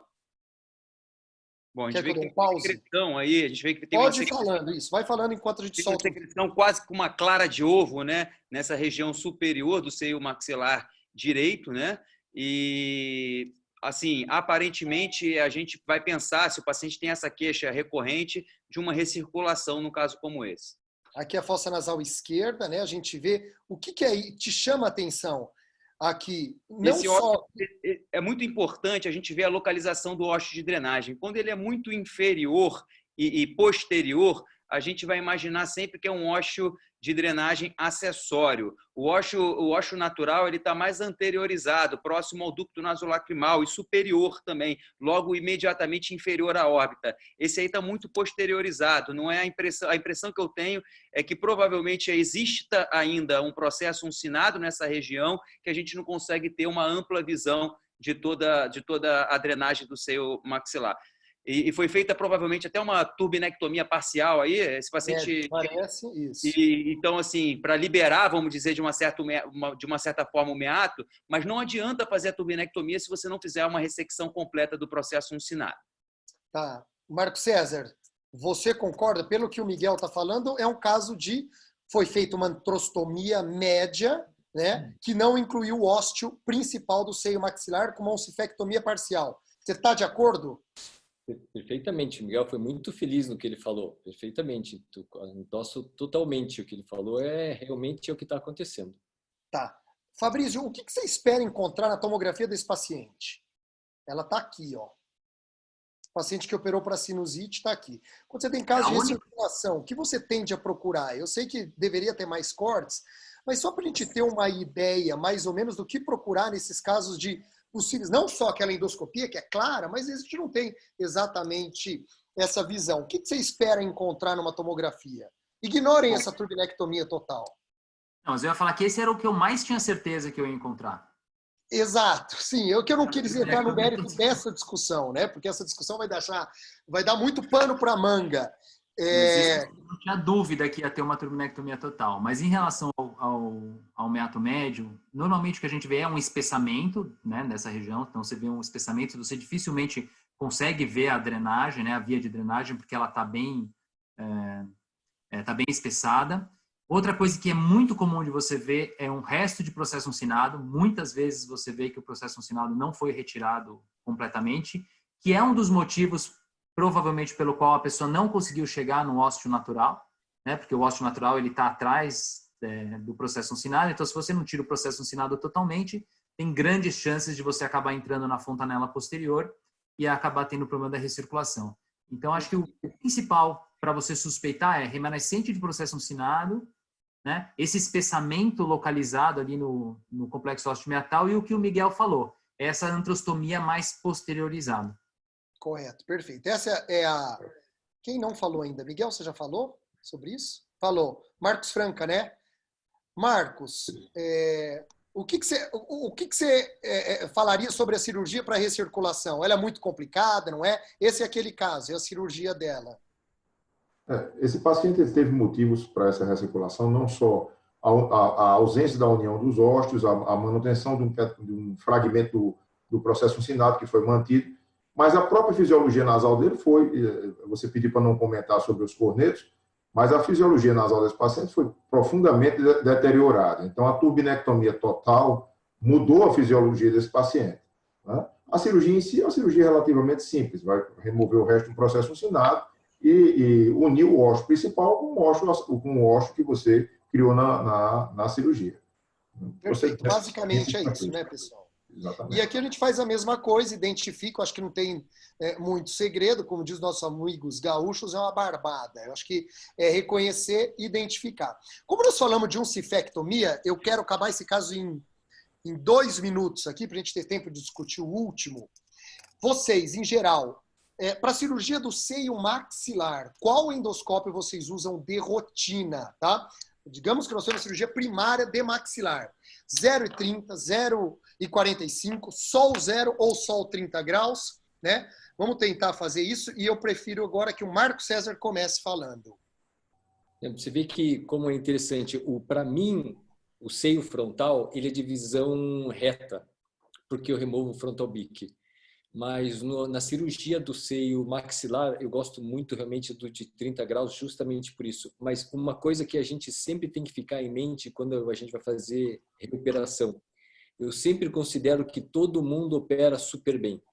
E eu sempre considero para procurar entender o que foi que aconteceu com esse paciente que ele acabou não dando certo. Então, mesmo que a gente olhe assim, não, é só usar um backbite ou retirar esse sensiforme, eu vou resolver. Mas eu sempre, em pós-operatório, que são encaminhados para mim, eu sempre procuro entender o que pode ter acontecido. Mas eu sempre, para seio maxilar, eu adoro realmente o de 30 graus, para ter uma possibilidade de identificação melhor do ósseo. Perfeito, perfeito. Rapidamente, Marcos Franca, e já podem soltar a resposta. Então, concordo com tudo que o colega Marcos César falou e uso o endoscópio de 30 graus, sempre. Fácil, tranquilo, e uso de 30 graus de rotina para operar maxilar. Perfeito. Não uso outro. Você, Fabrício, o que você acha? Claro que a gente tem aqui um problema, digamos, do serviço não ter, mas digamos que a gente tenha a possibilidade. Aqui a gente tem 14 pessoas que só usam 0 graus. O que você acha sobre isso? E aqui eu mostro rapidamente esse vídeo, né, que a gente mostra a cefectomia. Pode ir falando, Fabrício, sobre o uso de 0 graus. Só, apenas. Eu faço a grande parte da cirurgia com 0 graus, especificamente nos casos de maxilar. Na maioria das vezes eu uso de 45 no final só para inspecionar o seio. Eu acho que se você fizer com cuidado, você consegue identificar o ósseo principal do maxilar com o de 0 grau na imensa maioria das vezes, né? Tem alguns casos onde ele é um pouco mais lateralizado que talvez você não consiga e aí você precisa usar um angulado, mas na maioria você consegue identificar bem. Nós estamos aqui com 0 graus, olha aqui, Fabrício. Então eu vou fazer um quiz para você. Qual é o principal aqui, ó? Eu estou com 0 graus. Esse tipo de pergunta normalmente é pegadinha, né? É pegadinha, justo. É por isso que... Não é nenhuma delas, né? Quando a gente colocou a 45, exato, ele apareceu ali, ó, tá vendo? Então, assim, porção inferior da bula, concha média, e aqui está o primário. Então, eu acho que a gente tem que... sabe, Léo, que realmente, pela posição, o seio natural, o ósseo natural, normalmente ele é mais alto, ele está logo em contato com a órbita. Com a bula, né? Olha como esse aqui estava aqui. Isso. É mais ou menos... O Renato Rochman, ele sempre fala, né, que o ósseo natural do maxilar ele não é redondo, né? Ele normalmente tem esse formato de pera também. Então, se você está vendo um buraco muito redondo, provavelmente não é. Mas o que você pode fazer se você só tem a ótica de zero é ir com um palpador, com um seeker, de repente, né? Com cuidado, e você vai tentar identificar. E eu acho que a dica é essa. Ele vai ser sempre o limite superior e anterior do seio maxilar, né? O mais anterior e superior possível. Esse paciente tinha rinocinusite aguda de repetição, tá? A tomografia dele era bem inocente. Eu operei por isso, ele melhorou. Marco César, a gente tinha 4 buraquinhos ali. Você uniria todos, como eu fiz numa antrostomia grande, média, grande dessa, todos os possíveis ósteos, primário, secundário, terciário, giraldez e tudo, ou você só ampliaria o primeiro e deixaria alguns, porque você acha que não há necessidade de grandes antrostomias médias? Eu faria exatamente o que você fez. Eu uniria todos os ósteos acessórios mesmo, perfeitamente igual você fez. Cirurgia linda, perfeito, faria igualzinho. Não faria igual, porque não teria capacidade de fazer, né? Mas tentaria fazer igual você. Marco, olha que interessante, eu trouxe esse caso para mostrar justamente isso. Esse é um caso que tinha um paciente que tinha uma queixa obstrutiva e ele tinha uma recirculação primária, o que não é comum a gente ver, né? Olha que a gente tem um sinado, a bula, aqui, né? Ela tinha queixa, e olha como a gente percebe que o ósteo primário, aqui a gente vai ver, então, o muco entrando, não foi operado, é isso que eu quero falar. Então a gente entra com backbiter, vem ressecando. Enquanto eu vou mostrando o que a gente faz, alguém dos 4 já pode falar, não inclui algum possível ósseo secundário na tua antrostomia primária? Miguel, você sempre inclui todos os ósseos que você tem, independente da doença? Sempre a gente inclui todos os ósseos, independente da doença.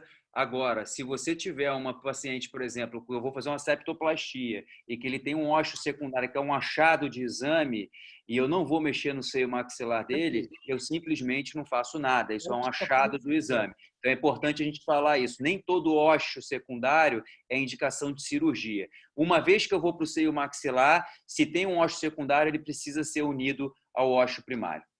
Perfeito. Alguém discorda? Ou a gente vai para o último caso? Porque eu tenho ainda... Estou tomando bronca aqui, eu tenho 12 minutos. Então vamos para o último caso, que acho que todo mundo está de acordo aqui, a mesma coisa. A gente acabou unindo porque era uma paciente que tinha queixa. E o último caso, obviamente, que não podia faltar uma polipose, né? Paciente de 50 anos, esse é um caso um pouco mais capcioso, né, que eu quero discutir com você. 50 anos, encaminhado da pneumologista. Doutor, eu vim passar com você porque eu tenho uma asma, mas uma asma que está controlada. Ultimamente eu não uso aerolinha, bombinha, porque eu não estou chiando. O meu pulmão está relativamente controlado depois que entrou com a Lênia, com qualquer um deles, tá? Eu não tenho obstrução nasal, eu respiro bem pelo nariz, eu não agudizo, eu não faço infecções agudas de repetição, nada. Não tenho intolerância a salicilato, para resumir esse caso. Agora, o que me incomoda é o meu olfato, que ele é muito ruim. Eu tomo uma diprospan ou uma prednisolona, eu fico aí bem 20, 30 dias, mas depois piora tudo. A endoscopia mostra isso, tá? E a tomografia é essa desse paciente. Então, um paciente pouco sintomático do ponto de vista nasosinusal, com uma tomografia, digamos, feia, e eu quero saber de vocês. Pessoal, esse paciente chegou para vocês. A pergunta é simples. Você indica a cirurgia? Sim ou não, ou você fala, calma, como você tem pouco sintoma, vamos usar o teu sprayzinho nasal, vamos usando, digamos que ele já use um spray nasal e ele continua com queixa. Você manteria o spray nasal de corticoide, lavagens nasais e eventualmente ciclos de corticoide sistêmico, ou você fala, não, vamos operar, e aí nós vamos discutir quem falar vamos operar, por que você vai operar. Podem votar, e aí eu vou começando... pelo Marcos Franca, você opera ou não esse paciente, Marcos? Gostei do caso, parabéns, muito bem escolhido. Muitos pacientes que relatam quando usam betametasona ou qualquer outro corticoide melhoram, né? Polipectomia química, como a gente chama às vezes. O paciente melhora porque o edema diminui e aí ele temporariamente passa muito bem. As queixas clínicas do paciente, às vezes eu operaria esse paciente, sem dúvida, porque além das queixas, ele pode até não ter queixa de dor, queixa só de hiposmia. Todavia, um paciente desse, ele tem odor, tem halitose, tem uma voz, tem uma voz nasalada permanente. Então, ao atender o telefone, falar com alguém, vai ser a pergunta recorrente: você está gripado, está resfriado? Então, a cirurgia geraria uma melhora na qualidade de vida desse paciente, em outros aspectos que, às vezes, nem o próprio paciente tem noção quanto ele melhoraria com a cirurgia. A manutenção com o corticoide, uma vez que eu removesse essa massa polipoide, ficaria muito mais fácil e mais efetiva, porque isso é um meio de cultura, piora a asma. Então, se ele tivesse boas condições de submeter sob anestesia geral, que é como normalmente eu opero, não tenho experiência de operar isso com local, eu acho que a cirurgia traria um grande benefício para esse paciente. Vamos soltar a resposta? Fabrício, rapidamente, opera ou não? Opera porque o paciente 75% indicou a cirurgia. Ele está usando o tratamento tópico e não está melhorando. Então, ele tem indicação de cirurgia. Eu acho que usar corticóide oral não é uma opção de tratamento, né, para polipose, né? Então, eu acho que tem que operar sim. Agora, a única coisa que a gente tem que prestar atenção nesse caso, se você olhar a tomografia, você vê que ele tem uma tendência a ter mais doença na parte média compartimento central, né? Na parte lateral, né? Eu perguntaria quando que começou essa asma. Se esse paciente for atópico e for uma asma de início na infância, eu acho que essa paciente tem uma CCAD, uma doença atópica do compartimento central, que é totalmente diferente da polipose eosinofílica clássica. E, inclusive, tem um prognóstico muito melhor também, né? E aí eu acho que realmente você pode indicar a cirurgia, porque normalmente é uma doença que tem um controle um pouco mais fácil. Se você controlar a parte alérgica, você consegue deixar esse paciente bem. E justamente como essa polipose ela é restrita normalmente ao etimoide, você tem essa alteração do olfato mais presente também, né? Porque tem mais pólipo ali na área média. Então eu vou aproveitar o teu gancho e falar: o paciente virou para o Marco César e falou: Marco, eu quero melhorar meu olfato, que é a única coisa que incomoda no meu nariz é o meu olfato. Eu vou melhorar com a cirurgia que você está me propondo? O que você vai responder para ele, Marco? Ô, Leonardo, exatamente isso que eu estava pensando que eu ia perguntar para você. A queixa do paciente é o olfato. Exato. É o que ele se queixa. Claro que eu concordo com o Marcos Franca e tudo, mas eu quero saber, ele chegou para você e falou assim: doutor, se você falar que eu vou melhorar meu olfato com a cirurgia, vamos operar. E o que você fala para ele? De jeito nenhum. Não vou falar que vai melhorar de jeito nenhum. A questão dessas doenças, o Fabrício está certo no que ele falou, mas essas doenças elas podem ser doença crônica, elas são progressivas, elas podem ir aumentando. Acho que a única coisa que eu não prometeria para esse paciente é o olfato.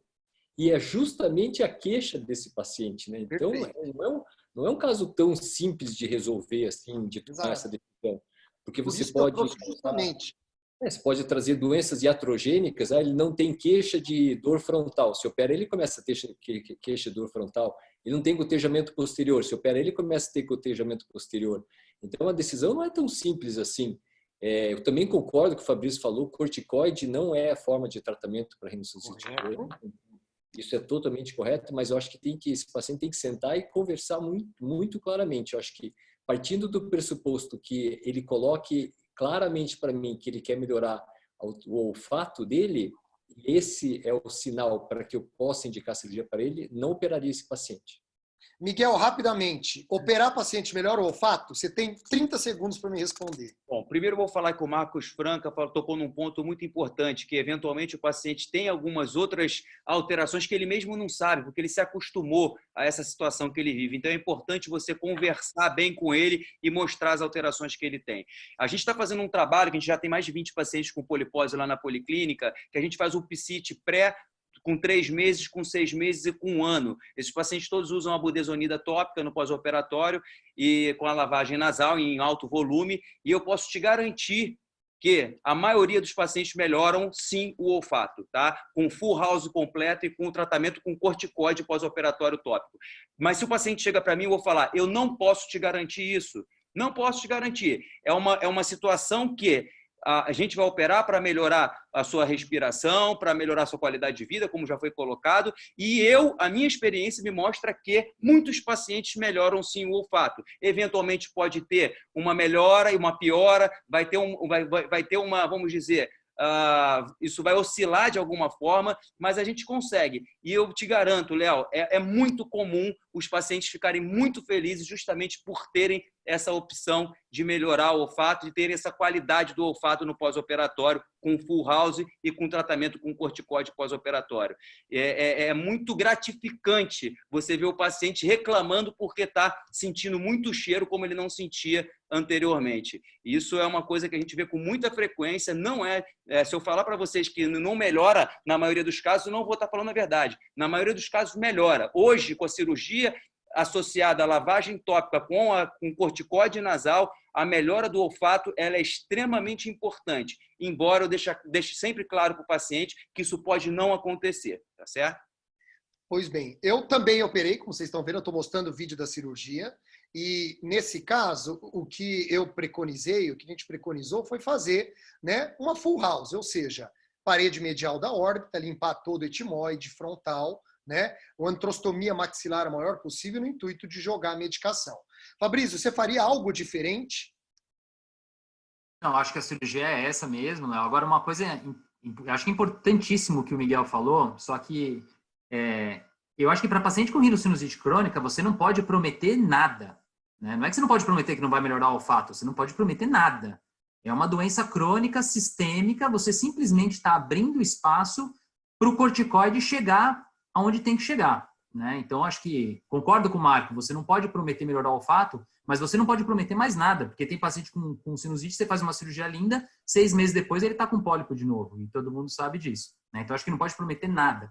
O que a gente pode prometer é que a gente vai abrir espaço para o corticoide chegar. E eu acho que o principal ponto desse paciente que me deixa mais tranquilo de indicar a cirurgia é que ele melhora quando ele usa o corticoide, né? Ou seja, quando os pólipos diminuem, ele volta a sentir cheiro. Quer dizer, o epitélio olfatório dele, a princípio, está funcionante. É um problema obstrutivo, provavelmente, né? Então, isso te dá um pouco mais de segurança de que ele vai melhorar. Mas, obviamente, você nunca pode prometer. Marco César, eu não vou te perguntar o que você faz com essa concha média, porque a gente já sabe que você vai tirar ela, né? Então, eu vou perguntar, aqui a gente tirou um pouquinho da superior, quando a gente chega nesse momento, Marcos Franca, tem pergunta aí querendo saber essa concha que sobrou. O que você faz com ela? Tira, mantém ou sutura, como eu estou mostrando aqui? Rapidamente. Quando eu posso manter, eu mantenho ao máximo a concha média. Eu acho importante a manutenção da concha média. Realmente, fixar dessa forma, porque ela não tem mais osso, ou fica muito frágil. Então, fixa no septo, uma alternativa excelente. Já fiz isso inúmeras vezes. Concordo com a técnica total que você usou aí. Eu mantenho a concha média. Eu acho um referencial anatômico importante e bom manter. Fabrício, rapidamente, mantém a concha e sutura, tira ou deixa do jeito que está? Rápido. Eu sempre tento manter e eu gosto muito do ponto também. Eu acho que o ponto ajudou bastante e me faz ficar mais tranquilo de preservar a concha. Miguel, de acordo? De acordo, Léo. Acho que a única dúvida nessa cirurgia é se preserva ou não a concha média. É a única dúvida possível para uma sinusite crônica com pólipos. E, geralmente, quando a concha tem muitos pólipos, eu resseco ela. Ou se o recesso esfenoetimoidal estiver muito cheio de pólipos, eu também resseco a concha média completamente. Mantenho só a parte superior, principalmente mais próximo à concha superior, que seria talvez uma área que tenha um epitélio olfatório. Mas eu não me preocupo muito com a preservação. Preservo muitas vezes, mas se tiver doença eu tiro sem problema absolutamente nenhum. Perfeito. Últimos 2 minutos que a gente tem para a gente acabar. Essa é a visão do meato médio no final da cirurgia. Concha média suturada, frontal, etimoide, esfenoide, antrostomia maxilar. Votem, pessoal. O que a gente faz nesse meato médio? Não faz nada. Eu coloco hemostático, como Gelfoan, Surgicel, carboximetilcelulose, ou tampões absorvíveis, dedo de luva, Merocel, Rapidrino, que depois eu posso tirar no consultório. Vamos votar. E aí eu vou pedir agora, rapidamente, o que cada um faz para a gente finalizar em relação a isso. Marcos Franca, o que você faz com esse meato médio quando você acaba a sua cirurgia? Surgicel. Surgicel, Não uso Marcos. surgicel no maxilar. Dentro do maxilar, em toda a cavidade. Só não uso surgicel dentro do maxilar. Ah, só Eu quero dentro do fundo. maxilar, mas você põe aqui, parede Aí medial eu ponho, porta, sempre. Aqui frontal, mostrar. teto e esfenoide. Isso. Perfeito. Marcos César. Eu uso aquele gel Fuan que eu aprendi com o professor Makoto, embebido com adrenalina naquela seringa, onde se passa de uma seringa para outra, e daí eu acabo jogando como se fosse um Fuan mesmo. Pode soltar a resposta, Miguel Tepedino. Eu utilizo muitas vezes um Merocel no meato, porque a formação de crosta ela vem justamente do ar que entra no meato. Então, se eu preservar a concha média especialmente, eu coloco um Merocel e o pós-operatório ele fica, depois de uma semana eu retiro e a formação de crosta é quase zero e já inicia a epitelização da órbita e da base do crânio. Então, a tendência é não deixar esses hemostáticos que tem que ficar absorvendo e tudo mais, né? Você tende a colocar alguma coisa que você tire depois. Absorvível eu só colocaria, por exemplo, ou na concha inferior, ou na implantação da concha média. Aí, nesses locais que tem potenciais vasos que possam sangrar, eu coloco esses materiais absorvíveis, hemostáticos absorvíveis. Fabrício Romano, 60% dos nossos otorrinos colocam absorvíveis, 10% inabsorvível e 30% não coloca nada. E você? Olha, eu já tentei todos os absorvíveis, Léo. Já tive todas as fases e hoje eu vou te dizer que eu não coloco nada. Você tenta nem com medo de sangrar. Se tem algum sangramento que um pouquinho mais, eu deixo um surgicel, mas muito localizado. Mas a minha tendência é não deixar nada. Eu acho que a ideia de colocar alguma coisa que você vai retirar, tipo um Merocel, é boa. Eu só não deixo porque eu acho que depois o desconforto de retirar acaba não justificando. Mas a tendência é não colocar nada. Perfeito. Gente, acho que nós chegamos 8h30. Alex, eu acho que se você quiser fazer alguma pergunta que você acha pertinente, eu acho que ainda dá com você, senão a gente pode encerrar. E eu queria agradecer a ajuda de vocês aí, as discussões, o nível, foi um prazer. Espero ter podido contribuir com os casos aí do jeito que vocês queriam. Alex, é com você a palavra. Acho que a gente esgotou no tempo aí, 8h30. Queria agradecer a todo mundo, foi bem produtivo. E semana que vem, vamos deixar aí, quem puder colocar a aula da semana que vem. Alguém consegue colocar? Você consegue colocar, Léo? Espera aí. Tá. Eu acho que nós podemos aí abrir mais uns 5 minutos. Alguma questão que você achou interessante? Claro que, assim, pós-operatório de polipós, a gente gastaria mais 1 hora discutindo aqui. Acho que pergunta aqui foi em relação à sinéquia da axila do corneto com o meato médio. Cada um, que é o que responderam. Uns tiram, outros tiram parcial, outros suturam, né? E em relação ao tampão frontal, o que se coloca quando coloca o tampão frontal? Alguém coloca tampão no seio frontal, digamos um draft 2A clássico, você acabou o draft 2A e coloca um tampão dentro do frontal, digamos, para tentativa de não reestenosar isso? Não. Eu não ponho também. Legal. Teve uma pergunta que eu vi aí perguntando sobre o ponto, quanto tempo ficava o ponto? Normalmente eu uso monocril, que é absorvível, normalmente depois de um mês ele acaba soltando, mas não sei se algum de vocês usa nylon e tira depois? Eu uso monocril também. Eu acho que a tendência é usar absorvível, né? Eu uso Vicril. Eu gosto, depois de 35, entre 30 e 60 dias, 45 dias, ele é absorvível. Eu gosto do Vicril. Eu acho que ele fica mais preso. O monocril, às vezes, eu acho que ele pode soltar um pouquinho. Ele é meio... Também uso Vicril. Muito bom Vicril. O Marco não usa porque ele tira a concha média, tô certo, Marco? Isso são loucuras de uma noite de verão que vocês estão conversando. Não tem menor... Tá vendo? O Marco, não adianta a gente querer passar para ele a pergunta do que fazer, porque ele não, essa dúvida você não tem, né, Marco? Não tenho nenhuma dúvida. Ótimo. Pessoal, mais uma vez, obrigado por tudo. Né? Parabenizar todos vocês que são amigos e para a gente fica muito mais gostoso trabalhar assim com amigos. Parabéns para a Fundação e já convidá-los para quarta que vem. Teremos 2 palestras magnas, Dr. Aldo Stan falando sobre anatomia óssea dos seios da face da base do crânio e suas aplicações cirúrgicas, e o Dr. Alques Psaltis, lá de Adelaide, vai falar sobre polipose nasal, novidades pós-operatório, uso de biológicos, sensibilização à aspirina. Bom, acho que foi um prazer. Boa noite para todos e até breve. Até mais, pessoal. Boa noite. Obrigado. Obrigado à Fundação. Obrigado a todos.